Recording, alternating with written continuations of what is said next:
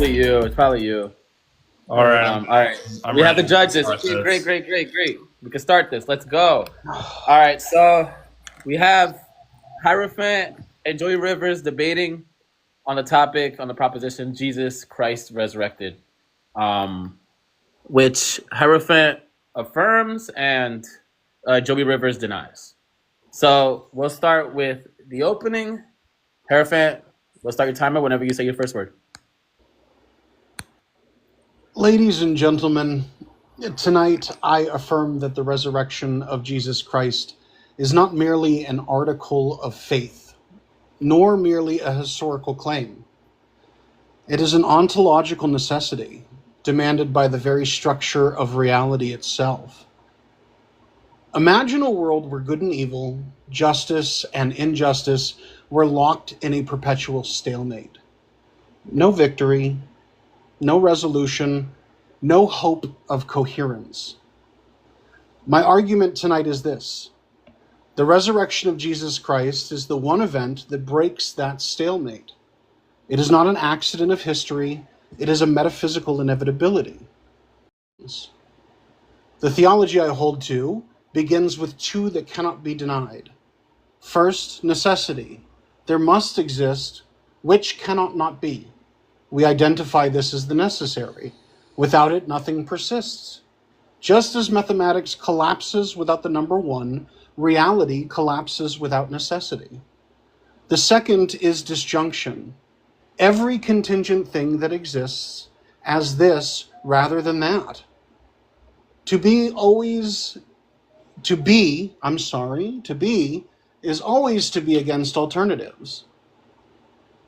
You know, the very fact that you are the way that you are and not someone else is disjunction at work.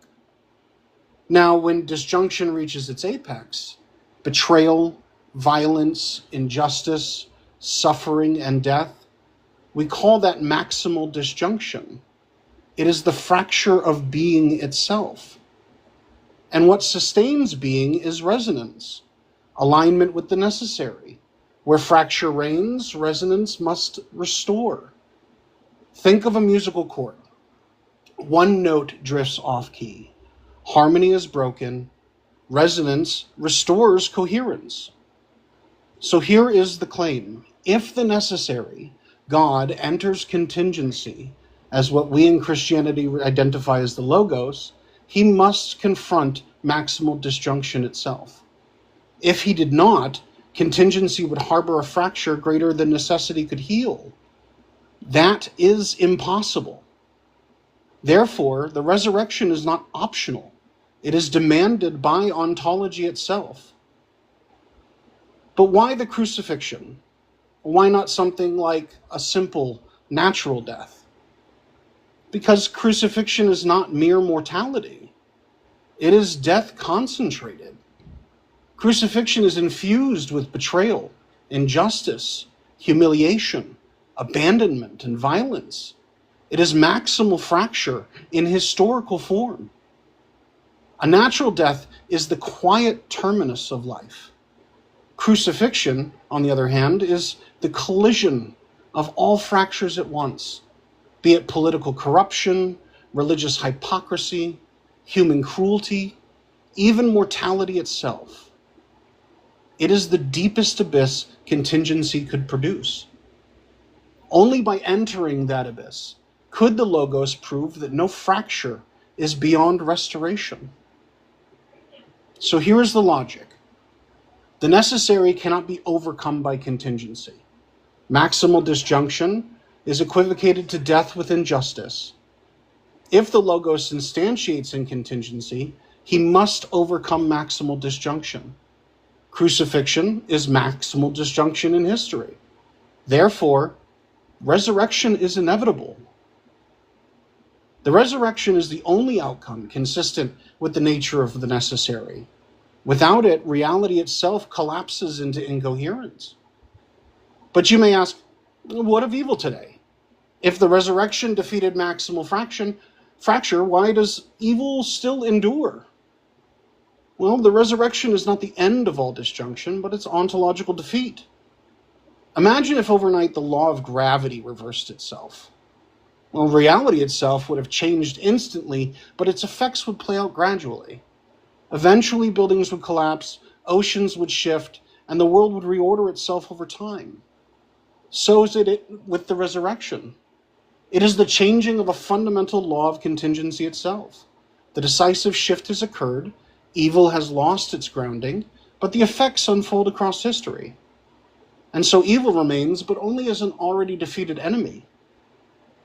Now I want you to notice, I have not begun my argument with historical evidence. History confirms, but it does not ground. The resurrection must be true, or else reality cannot hold. Historical testimony persuades precisely because it aligns with metaphysical necessity. We believe the reports because they testify to what must be. And so the resurrection is not improbable, it is necessary. If Christ is not risen, then reality itself cannot cohere. But reality does cohere. Therefore, Christ is risen. The resurrection is the hinge of reality, the metaphysical guarantee that no fracture is beyond repair. It's the down payment of coherence, the assurance of its final fulfillment. The resurrection is not merely an event in history. It is the axis of being itself. Without it, nothing makes sense. But with it, all things hold together. Thank you. All right, thank you. All right, so that concludes Hierophant's opener. For your candor. Now we have Joey. We'll start your timer whenever you say your first word. All right, thank you. First, I want to begin by reminding the audience and those who don't know me that I am not an atheist, nor do I reject the possibility of miracles. I've said before, I consider existence itself to be the greatest miracle of all. That anything exists to me is truly extraordinary. And so because of this, I remain open-minded to the possibility of not just miracles, but perhaps of a creator or first mover of sorts. You can say I'm an agnostic, or you can even call me a deist. I'm fine with that. Just note, I'm comfortable sitting on the fence about these kinds of things. But let me stress, this is as far as I'm willing to go in meeting my opponent halfway. Yes, perhaps there is a creator that might exist. Yes, such a being may have the power to intervene in supernatural ways, but that's it.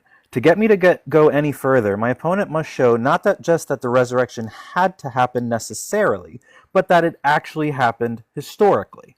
And that's the key. Philosophy alone won't settle this. The question, did the resurrection happen, is primarily a historical question, which means we should use the historical method and probability grounded in priors to decide what is most likely that happened. With that said, I don't believe the resurrection is the most probable explanation, and there are several reasons for this that I hope to get into, including, first, problems with how and when the New Testament was written, detailing events leading up to the resurrection. Second, the lack of first-hand eyewitness accounts. Third, the way theological motives shape the Gospels more than historical accuracy. Fourth, the unreliability of the Bible as a consistent source of truth. And lastly, that there are better naturalistic explanations to why people think Jesus did resurrect through visions and what I call, or perhaps some people have heard of, the minimal witness hypothesis, which explains the rise of Christianity without requiring a literal resurrection. Now, these things aren't necessarily all in order. You'll find that I'll touch on each thing as I talk in different places. But the first thing I want to talk about is the way the Gospels were written and everything was recorded and the theological motives that came with them. So Jesus was executed somewhere between 30 and 36 CE. And yet not a single historian, Roman record, or outside letter from that time mention his claimed miracles or the resurrection. Nothing. The person to write about Jesus was Paul around the year 50, nearly 20 years after the supposed events of Jesus' ministry. Well, not even 20, a little less than that. But Paul wasn't an eyewitness. He never met Jesus during his lifetime. He only claimed to have had a vision of him after his death. And then he wrote letters about that experience. Fast forward another 20 years to about 70, and we finally get to the first gospel, Mark. And now, again, Mark himself was not an eyewitness of the resurrection, though later tradition does tie him loosely to Peter. And what's striking is that the earliest manuscripts of Mark don't include any post-resurrection appearances at all. The women flee the tomb in fear, and that's where it ends. Another decade later, Matthew and Luke write their Gospels between 80 and 85, and by this point the stories are becoming far more dramatic. Longer speeches, the angels at the tomb, and elaborate stories like Herod the Great slaughtering innocent newborn babies to kill the infant Messiah. But here's the problem. No one else records this. Josephus, who wrote extensively about Herod as a ruthless ruler, never mentions it. Later in Matthew, we even read that the dead rose from their graves and greeted people in Jerusalem. Was this meant literally, metaphorically, or symbolically? It depends who you ask. Scholars still argue, but either way, it looks less like sober history and more like theology being written. Biblical scholar R.T. France even admits that the account of Herod's massacre and the flight to Egypt is not mere history, but a theological narrative, that Matthew wanted to cast Jesus as a new Moses, fulfilling the old covenant with a new one. And by the time we get to John, which is after the year 90, the story has grown even more. Jesus is raising Lazarus from the dead, delivering long speeches where he says, "I am the way, the truth, and the life," and appearing dramatically after the resurrection to the doubting Thomas. And what does this show? Well, it shows a pattern. The pattern's clear that the further from the event we get, the more miraculous and theologically rich the stories become. And that's exactly what seems to fit the theological agenda. Matthew as a new Moses, John as the eternal Logos, Luke as the perfect fulfillment of prophecies, and it doesn't read like history, does it? It reads like a growing legend or a long game of telephone. And so no matter how you look at it, the original source and claims where the resurrection happened comes from a very flawed book that doesn't prioritize historical accuracy. Second is what I call the minimal, it's not even my thing, it's just called the minimal witness hypothesis. So what explains the rise of Christianity if not an actual resurrection? This is where the minimal witness hypothesis comes in. It doesn't take dozens or hundreds of eyewitnesses to explain why people came to believe Jesus rose. All it takes is one or two key people, we could say it's Peter, we could say it's Mary Magdalene, to say they had a vision of such. Now remember, Paul himself had a vision, so you can't say that this is far-fetched, that it's only a vision. No, if you think it was a bodily resurrection, I don't know what evidence you can provide to demonstrate this besides, again, the unreliable Gospels themselves. But it seems like if Paul can have a vision, why couldn't whoever the earliest people who claim to have seen this have visions as well? The New Testament, again, is like an unreliable source of truth. And I like to give analogies all the time. So to illustrate this, I like to give the following example. Imagine there's a person in your everyday life who sometimes tells you things that are true, sometimes tells you things that are false, and sometimes tells you things that you can never be certain of or verify. They make wild claims and tell far-fetched stories that sometimes seem to carry with them a sense that this person is very intentional and crafty in how they word or order things. Would you trust this person with your life? Most people will agree that they would not and are justified in distrusting this person. I then ask you to apply the same principle of consistency to the Bible and the historical claims made in the New Testament. If the Bible contains within it some things that are true, some things that are false, and some things that we can't be certain of, am I not justified in not trusting it with my life? And so I'll conclude with this. Let's take a step back with what I've said. Why is the resurrection not a plausible historical event? Because although miracles may not be impossible, and a creator God might exist, this event is better explained through naturalistic causes like the minimal witness theory lays out. The resurrection is not probable because the original source of the claim, the New Testament and Gospels, do not prioritize telling accurate history to events leading up to the supposed event or afterwards. The embellishment over time by second-hand sources who weren't even there over decades after the supposed event is very telling, and therefore the resurrection of Jesus probably did not happen. The rise of Christianity is better explained by human experience, belief, and legendary growth, not by a supernatural event. Thank you. All right, and that concludes the openers. We begin the cross-examination with Heirophant. We'll start your timer whenever you say your first word. Joey, thank you for such a wonderful opening. You asked a lot of questions, and I'm not going to have time to address all of them, but I'm going to do my best. So just laying that out. You did say that you don't reject the possibility of miracles. Yeah, because I think that existence is a miracle. The fact that anything exists, yeah. And you're open to the idea of a first mover, correct? You said I am open-minded to it. It doesn't mean that I am a deistic. It just means I lean towards it. Sure. So you agree then that reality could, in principle, contain an act beyond natural causation, yes? I am open-minded to that. Fantastic. So if you accept miracles in principle, Why would the resurrection, right, the single most consistent with the first mover and the contingency, be excluded? Because when I read the Gospels, it doesn't seem like truth is being prioritized. It seems that theology is being prioritized, and then I just have to follow the evidence where it leads. Yeah, me, that's just a bias towards historical methodology. That's all. That's fine. So you could say that if you. My time. Oh yeah. Isn't your skepticism here less about the miracles themselves, and then, like you said, more about the particular historical case? Can you say that one more time? Your skepticism here is less about miracles themselves, right, and more about the particular historical case. Yeah. Okay. And so you've mentioned a lack of eyewitness accounts, but would you agree that in principle a minimal number of witnesses can still confirm truth, even if the event itself is necessary? Sure. Fantastic. But the thing is, like you said, the texts are unreliable.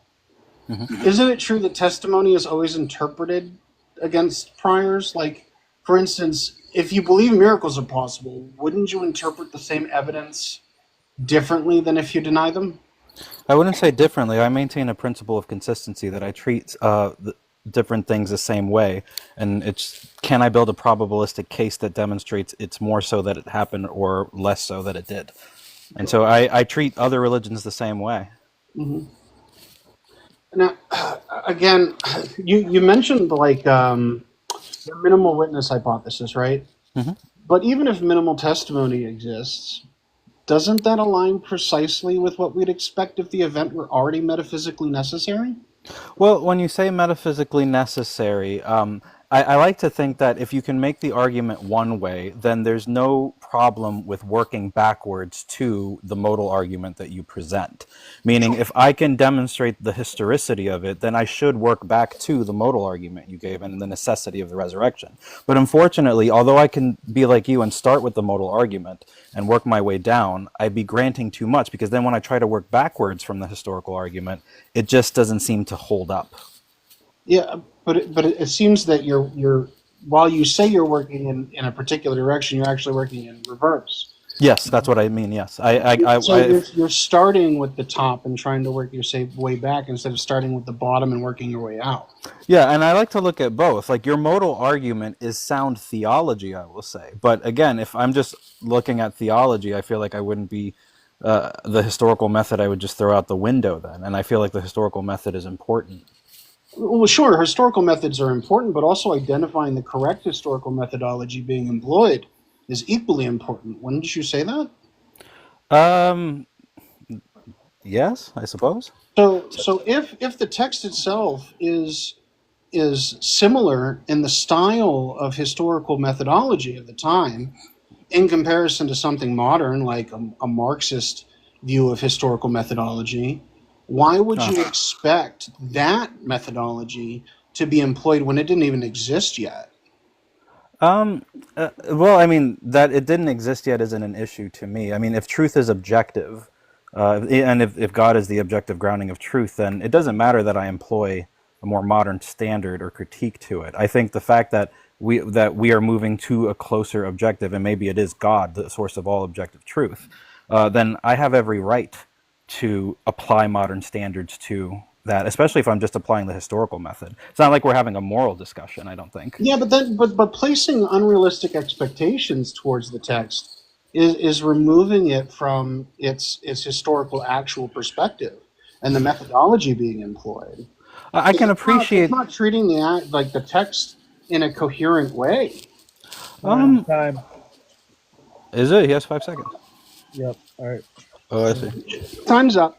Yep. Okay. So now, Joey, you get 5 minutes for your cross. Sure. I guess because I don't want us to just talk past each other, I do want to engage a little bit with the modal argument that you gave. You and I both agree that perhaps there is a God and perhaps miracles exist. We've cleared that up. But I guess my next question is, what about the necessity of the event can you demonstrate to be true? Like, for example, you say that this necessarily needs to happen because God or Jesus' resurrection is the only way to heal sort of like the broken fractures in reality. Can you explain what that means and why we should believe that's true? It's entailed by the distinction between necessity and contingency. So contingency is it could have been another way, in which necessity is it could not be the way that it is. So if the necessary instantiates within contingency, it cannot be subsumed in totality by contingency. It wouldn't be necessary. Okay. Well, I understand what you mean, but wouldn't you agree that this is kind of like a puddle analogy? It's just sort of like something happened, and now we're trying to make it fit a certain pattern of theology. I think we're trying to make sense of it. That's what I feel the modal argument is. We're trying to make sense of why a resurrection needed to happen when, in reality, if someone died and someone else had a vision of the person who died, I can explain it naturalistically. I don't need to come up with, oh, well, then why did this person appear to me, right? Don't you think that this is better explained in that sense? I guess possibly. My only contention is that like pushing a narrative of like personal, subjective, like internal experiences that we call visions, that there is some actual coherence between all of these subjective experiences is like, especially when it isn't expected, is really hard to push for me. Okay. Can you go into what you mean by structural healing? Like, why is the resurrection the only way? I don't even know if you're arguing that it's the only way, but why do you think that the nature of reality needs healing? I understand that in Christianity there's sin, but can you expound more on that healing part? Sure. So, like, within my worldview, knowledge is instantiative, which means that it has form. Form is required to interact. And so when it comes to, like, goodness or evil, truth or falsehood, like, you can present a falsehood about something, and that statement is non-substantive. It's something we would all say, like, that doesn't have any substance. Okay. Just really quick, would you agree that saying that the resurrection, would you agree that the resurrection doesn't necessarily prove ontology? Like, don't you think you're kind of jumping the gun there a bit, and that what's more important is the historical claim, not so much a logical or structural or philosophical explanation? Well, like, in order to even build the philosophical explanation, you have to engage with the historical claims first. Sure, but we also have to be epistemically humble, right? We have to understand that our observation of an event does not necessarily align to the actuality of the event, right? We have our own expectations, our own biases that we bring in. And so when we apply a metaphysical structure or a metaphysical basis to those claims, we're saying that it must comport with these things to be true. Okay. It's not just contingently true because I want to ask, why the crucifixion? Like, you hold the crucifixion to such high value. Yeah, as I said before, isn't the crucifixion more likely, like in terms of literal terms, just a barbaric way the Romans, kept people in check? That now we've turned such a barbaric practice that's no longer used, and we've risen, Christians have risen it up to this necessity, the way that you do in the modal argument. Wouldn't you say that that's not just a stretch, but kind of really doing everything a Christian can to sort of make this seem like this not only had to happen, but it's the only way that it happened? Don't you think that's a bit far-fetched? I don't think so, right? Like when we are experiencing life, we know the difference between, like, we can intuitively know disjunction. So the way things are and the way they are in opposition to it, or in its negation, to be or not be a thing. Okay. And so to not be aligned with being itself, that's what makes. Okay. I just want to say I wanted to use my first cross-examination to be fair to you and make sure that I give your modal argument, a chance. And so I questioned it. And so for the next few question things, I will be attacking more using the historical arguments that I made. Sure. Oh, thank you. Okay, that's time.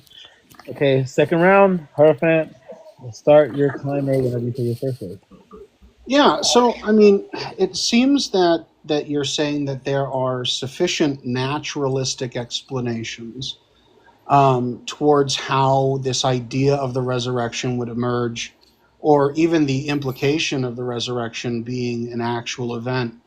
Um, but we see evidence, especially within like early creedal stances of Christianity, within like the first 3 to 5 years of Jesus's death, reported resurrection and ascension, that Jesus was crucified, died, buried, and was resurrected according to the scriptures. How do you explain the totality of moving parts that would be required to make this like fallacious? To me, it's not as big a deal because again, I apply a principle of consistency to other religious claims, and I look at the way a religion grows. All it takes is one person to claim to have seen something, and their sincerity, whether they're being fooled, whether they're trying to deceive or not, is enough to convince other people. And whether someone passes away or someone is experiencing grief, people have dreams or visions or see things. Now, that doesn't mean that I'm arguing for a group hallucination. I don't think that's it. I think that if you just start with someone like Paul or even Mary Magdalene, that's all you need. Maybe, perhaps not even Paul, Peter, right? Someone after Jesus' death Okay. truly was Yeah, distraught, sure. and that was enough to help, was the catalyst to get the religion to grow.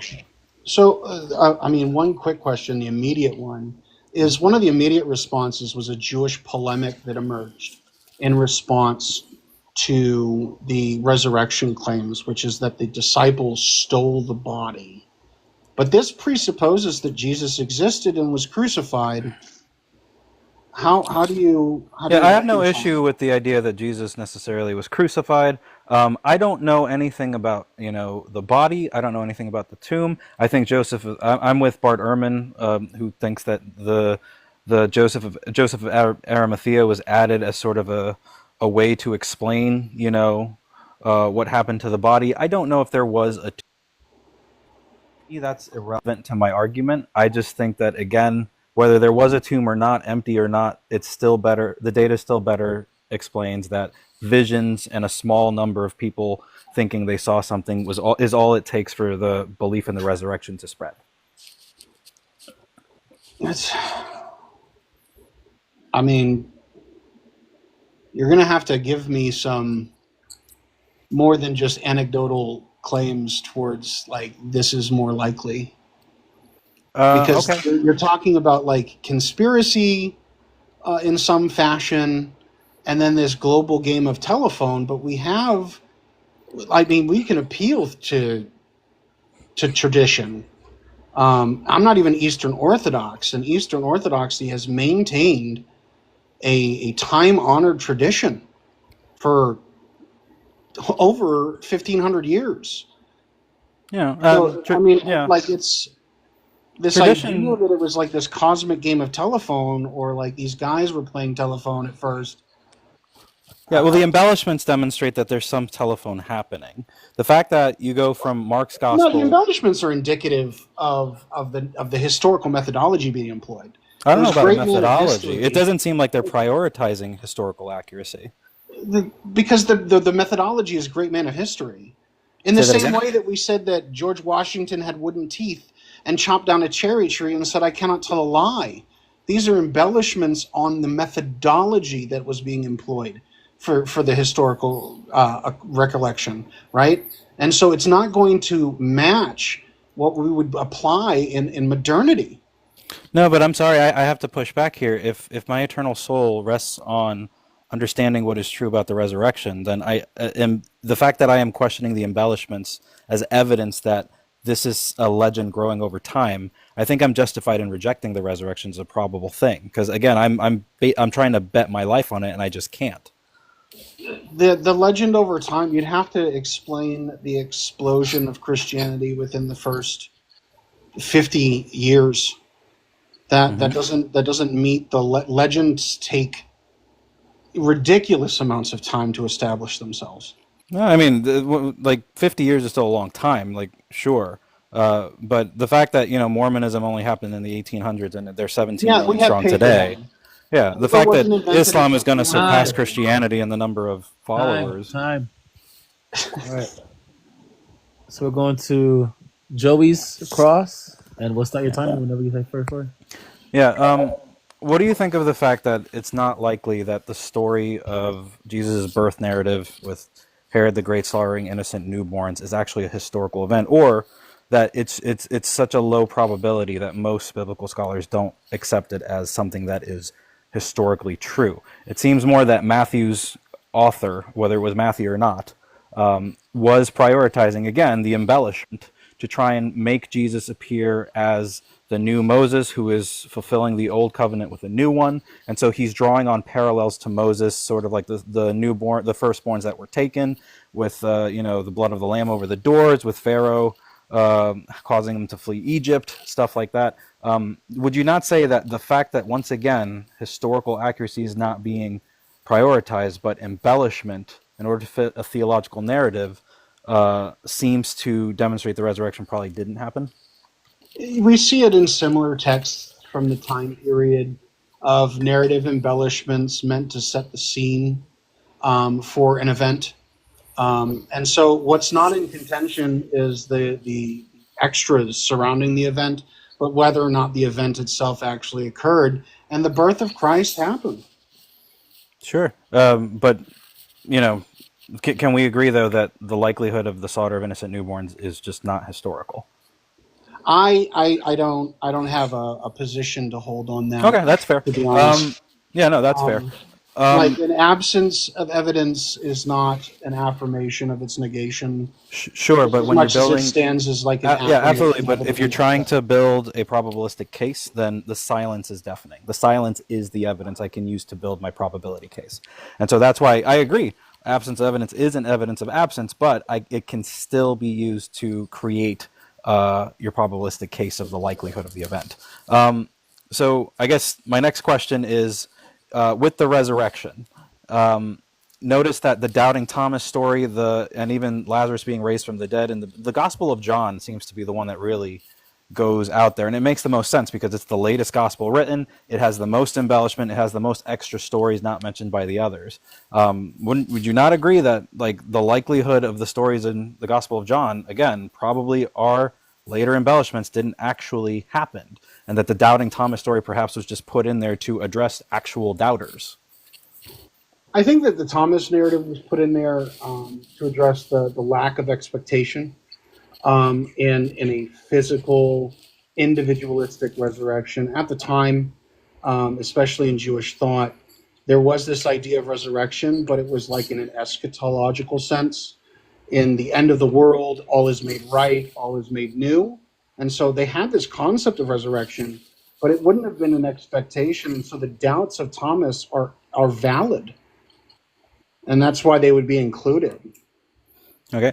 Did you hear my example that I gave? If I meet someone who sometimes tells me things that are true, sometimes tells me things that are false, and sometimes tells me things that I'm never certain of, that I'm justified in not trusting this person with my life? I know I said that to you. Did you hear that before?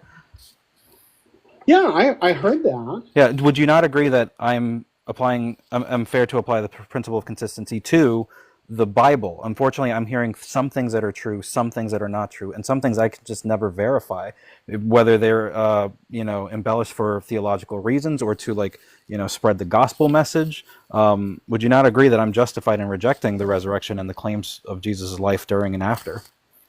Do you follow social norms? Can you say that again?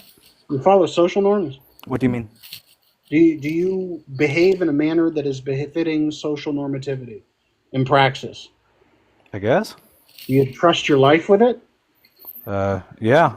Is it wrong sometimes? Sure. All right, then. Okay. That's fine.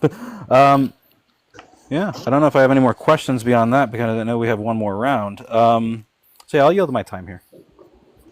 All right. I do want to say, Joey, this has been thoroughly enjoyable. Thank you. Yeah, you too, man. Thank you very much. All right, we'll give you your 5 minutes. Yeah, this is part of my 5 minutes. I'm like using my time. Go ahead. It's okay. Sorry, I apologize. I thought the timer started when we started talking. No. Go ahead. So, would you agree that your position tonight is not that the resurrection is impossible, but only that you remain unconvinced by the historical record? That the historical record makes it that the resurrection has a very low probability or likelihood. I mean, I guess then my real question is, like, does the structure of reality require such an event? And I think that's exactly what my argument has shown, right? Are you asking me? From that structure, the historical, any like explanation regarding its methodology is irrelevant. That affirms the explanation that exists underneath these particular claims, I think makes the argument. Is there a question in here? Sorry, I I guess don't know one of what my you're asking. last question is, why the hesitancy, right? We've shown that you asked a question like, why, if something's wrong sometimes, why would I trust my life with it? And we said that there are similar things that you trust your life with. So what's the hesitation? I yearn for truth, and perhaps it's instilled on me by a creator. I truly want to know if there is a God, and I truly want to know this God. And so I think I have to hold myself to a high standard. I can't just accept the claims of a religion merely because it might fit some modal argument, or because people sincerely were willing to die for these beliefs. I have to hold a high standard. If I am betting my eternal soul, if I am giving my life to this God, I want to know truth. I yearn for truth. And if this God is the source of all truth and knowledge, then anytime I reject a religious claim like the resurrection, I am not moving away from God. I am moving closer towards God. That's my philosophy. Okay. Yeah. Well, I will concede my time. I really don't have any more questions for you, my man. Sure. All right, Joey, you get 5 minutes. All right. I don't know if I can ask us that many questions. I feel like I've asked many things, but I've gone over the reliability of the Bible. I guess eyewitness testimony. My issue, and part of the argument is I don't know who really counts as an eyewitness. Mark is writing for Peter, who's supposedly an eyewitness. So again, we're once removed.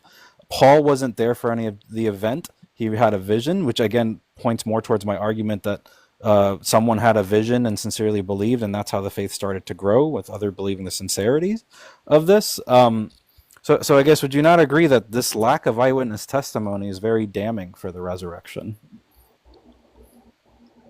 Not necessarily. I don't put a weight of importance on eyewitness testimony. Like, I admit that the authorship of the Gospels are anonymous, right? The referent of a word exists. And so who wrote the words is irrelevant to me. It's whether or not they resonate with my metaphysical commitments. Okay. So in terms of the resurrection, would you not agree, going back to your modal argument, there are worst ways. Like, Jesus didn't go through the worst thing. It's horrible what he went through, getting crucified. That's torture. But there are people who have suffered even more in this world. Isn't it weird to put so much weight on an event that what Jesus went through, when it's not even the worst thing a person can go through or has gone through in history? There are people who have suffered more than Jesus in this world. I mean, we invented a word from the type of suffering that Jesus endured on the cross. That's how severe it was. That was how disjunctive it was. To say that someone has experienced something more than excruciating, what's the word? I mean, it's not even a word that I need. It's just, if I describe the things, if there's a combination of psychological, emotional, and physical suffering, right? There are, and again, I'm trying not to be too descriptive, because I don't want to give this live problems. Sure. But we know of stories of girls who are kidnapped at a very young age, and their abuser for many years holds them down in a basement, essays them, and how they pray over and over, and nothing happens. No one saves them. They have to bear the child of their their abuser, their kidnapper. They're beaten, they're hit, and sometimes they're even left for dead. And I think, yes, what Jesus went through is horrible, but again, when you combine these things with the suffering that other people went through, emotional suffering, physical suffering, psychological suffering, there are things that people have gone through that seem to be, when you read about them, much worse than what Jesus went through. So and I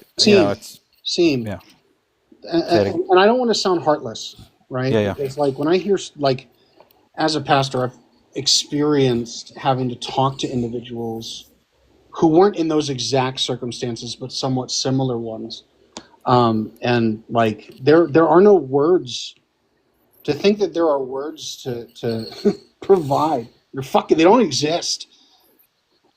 I don't know, like I don't know that the word excruciating necessarily came from that. I'm sure something excruciating happened. I don't know if it's the original source. Anyway, I'm going to go ahead and yield my time. I don't have anything else to ask. I think we've said what we needed to say.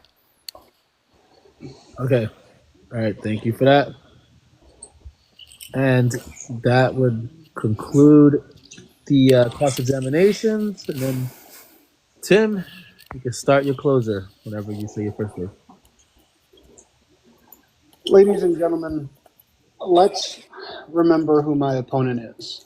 While not an atheist, he is one who admits that he does not reject miracles, not even a first mover. He is, by his own words, open. And yet, when confronted with the resurrection, he retreats into agnosticism. But agnosticism is not neutral. It accepts the possibilities of miracles in theory, while refusing the one miracle that necessity itself demands. That is not consistency. That is hesitation. Yes, he questions eyewitnesses. He calls the texts unreliable. He cites the minimal witness hypothesis. But notice what he's not done. He has not shown how contingency alone explains reality, nor why the resurrection is unnecessary. He has only casted doubt. My argument has been different. It begins with priors forced on us all: necessity, disjunction, coherence. From these priors, the resurrection is no longer an accident. It's not just a story, but the inevitable act of the Logos entering maximal fracture and overcoming it.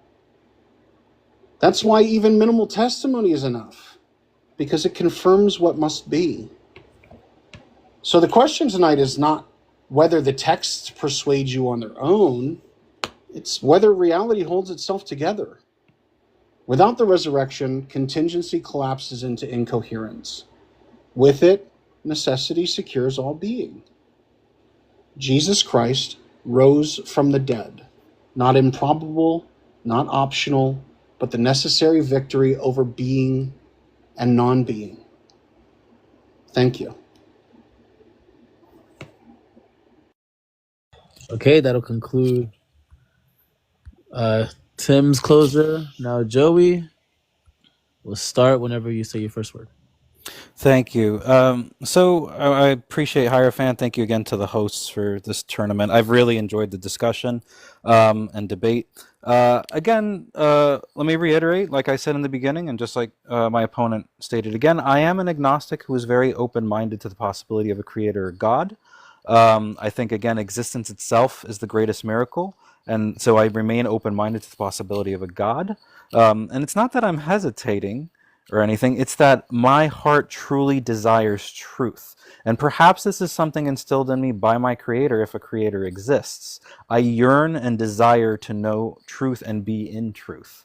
And so this is the key. Being open to the possibility of God and miracles does not mean we just accept every miracle claim that comes our way. And that's the thing. We hold ourselves to a higher standard. We question, doubt, and move as close to truth as possible when we're exploring things like the resurrection and God. So I think I'm very well justified in either my agnosticism and my lack of belief in the resurrection when I say these things. After all, it seems again that the historical claim of the resurrection is a very low probability. And again, what do the facts show that I've mentioned? Jesus died around 30 to 36. Not a single historian or Roman person recorded what happens during his lifetime and his miracles, his supposed large gatherings of groups when he fed the 5,000 with loaves of bread and fish, stuff like that.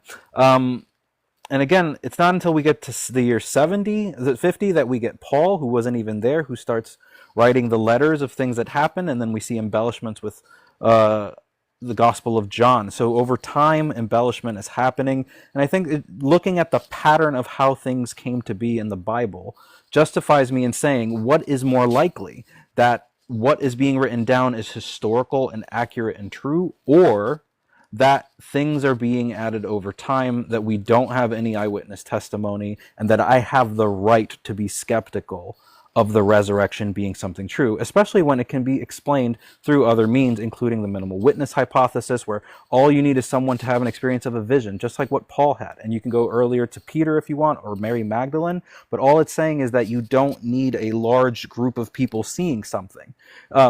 And remember, it would just become embellished from there, because then Paul mentions the 500, something we don't have any evidence of, no testimony of, nothing written of these things. And so I really think this was just a vision, and it wasn't a group hallucination. Again, I think the sincerity of one or two people was enough to get the ball rolling, the same way Mormonism grew, the same way other religions and cults do as well. Again, the gospel writers, I don't think they were neutral reporters. They clearly had an agenda, and they wrote the way they wrote things makes sense to that, with Herod the Great and the slaughter of the innocents. And remember my analogy, you're justified in doubting someone or even the Bible if they tell you things that are true, false, and things you can't verify. So I stand on what I said. I remain open to God, but I reject the resurrection. Thank you. Okay, thank you. And that concludes the debate. So do we want audience first or judges? I don't care. It doesn't matter to me. Are the judges ready? I don't care. If the You guys judges, ready, judges? I don't care which one we do first. Oh yeah, we should probably Maybe do the ask the judges. audience what we should do Okay. first. judges first. Yeah. So I'm just gonna give my judgment and then give my reasoning. This goes to Joey, and pretty handily. I will though say that Heirophant had better rhetoric throughout the whole debate, but Joey overall met his burden, which is like basically a lack thereof. He pointed out the lack of historicity in the claim of Jesus Christ resurrected, and there was no historical backing to Jesus Christ resurrecting by Hierophant. However, I also do want to point out, as a judge, Hierophant was question begging this whole debate, which is, even if we grant him that the resurrection is necessary metaphysically, that doesn't provide any credence to the claim that Jesus Christ was who was resurrected, or necessarily that the resurrection has happened in the past, and it won't happen in the future, or something along those lines. So the fact that you assume it's Jesus Christ would have to be informed by some historical backing, which you did not provide. So because you did not provide the historical backing to the claim, Rivers wins the debate pretty handily. Good job to both interlocutors. This was way more handleable. Like, I can handle this a lot better than the first debate. It wasn't as much of a headache. So good job. Thank you. Okay. I actually thought this was somewhat close. So there were two main purposes. One is this kind of modal argument that Heirophant was giving, and the other is the kind of historical analysis. And just personally, I will say that I'm not a fan of the argument that Heirophant was giving, but I don't think that Joey did a good job responding to it for the most part. He brought up a couple of concerns, but I don't think he did well to get to the heart of the issue on that argument. So I think on that point, Heirophant came out better, I think, on that argument. But on the historical stuff and the what the plausible explanations are for the data that we have regarding the testimony and so on, I thought that Joey came out ahead. So overall, to me, it was kind of close. I think I would give it to Joey just slightly, but pretty close. All right. I also thought this was a close debate. I thought both debaters did well. I really appreciated how respectful both of you were and how nice to each other were. That's nice. Love it. I think Heirophant did much better on the modal argument than Joey did. And Joey did a little bit of pushback, but I would have liked to see much more engagement from you, Joey, on the argument. Like, for example, our other great judge pointed out like 2 easy things you could have done. Like, why does it need to be Jesus that's resurrected? Why does it need to be at the time that it is? So you could have granted his conclusion that, some resurrection was necessary, but not the particular one that you're debating. And, his argument would just have done nothing. And then you could have done the type of historical argument that you gave, and that'd be convincing. But I do think on that point, on the historical point, you definitely won that point. I think there needed to be more pushback from Heirophant on that point, and I think you needed to better engage with the minimal hypothesis. I think it's difficult to judge exactly who won the debate. It doesn't really matter because even if I voted for Heirophant, it'd be 2-1. So I think I'll give it to Joey, and the reason why is because I don't think the first argument even concludes that the particular resurrection that you're discussing is necessary. So I think the argument needed to be articulated more. And then the one argument that did concern Jesus Christ's particular resurrection, I think Joey won on that with the minimal witness hypothesis. So, yeah.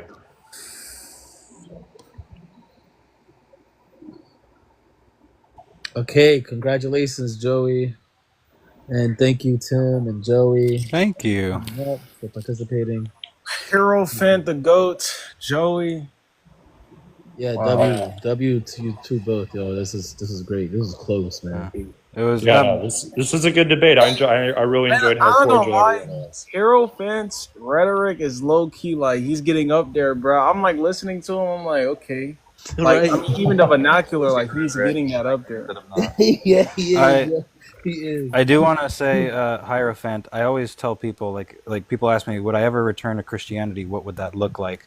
The approach you take is an approach I would look at. I think a philosophical argument for the necessity of God is something that would bring me back to Christianity. If I did go back to Christianity, I would use your modal argument as part of my basis, I think. So I really do. Precepts King. Oh, thanks. Like when I finish writing it, I'll send it to you. Oh, thanks. That doesn't mean I'm going back to Christianity. I'm just saying if I ever do. I just think there are better logical arguments for Christianity or believing in the Christian God. What you presented to me is one of those, I think, even though I'm sort of hearing it for the first time. All right. Time for the next debate. Oh, we don't have time for nice to each other. Do you have time for Dude, let's get on with it, bro. It's been long enough. It's 10 o'clock. Let's get this shit over with. Oh, okay. Listen, the great Cage demands it, so we must. All right. Can do that. Oh, I've been Ubering for 7 hours. I'm tired of it. Let's go. He's tired, guys. I'm ready to hear the debate. Well, let's get mob. Yeah, we need mob. I'm ready for the meta-ethical debate of the century. I'm subbing in for Mob. Cage motivate, not air 3. No, I'm kidding. This shit is going on YouTube. It's gonna be great. I'm kidding. Save it for the debate.